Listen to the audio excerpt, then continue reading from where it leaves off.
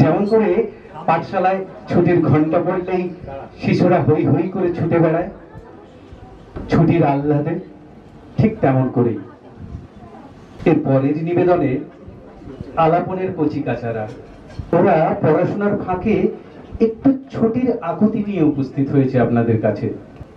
পরবর্তী নিবেদনে করব শুধু পড়া পড়া খেলা।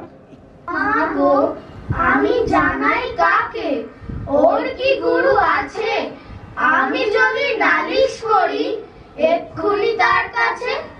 কোন রকম খেলার পুতুল নেই কি মার ঘরে?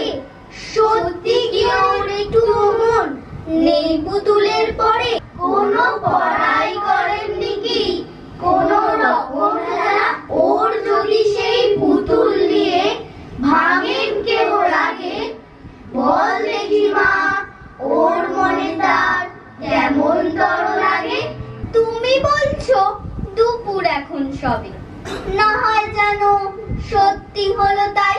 বাপি বুড়ি চুবড়ি ভরে নিয়ে সাপ তুলেছে পুকুর ধারে এসে। কালি হয়ে এলো দিঘির জল, হাটের থেকে সবাই এলো ঘিরে, মাঠের থেকে এলো চাষির দল। যত ঘন্টা যত মিনিট সময় আছে যত, সে যদি হয় চিরকালের মতো। তাদিন তাদিন তাদিন তাদিন তাদিন তাদিন তাদিন তাদিন তাদিন।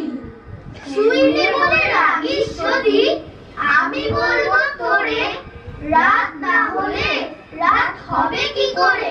সময় যদি ফুরোয় তবে ফুরোয় না তো খেলা, ফুরোয় না তো গল্প বলার বেলা। তাদিন তাদিন তাদিন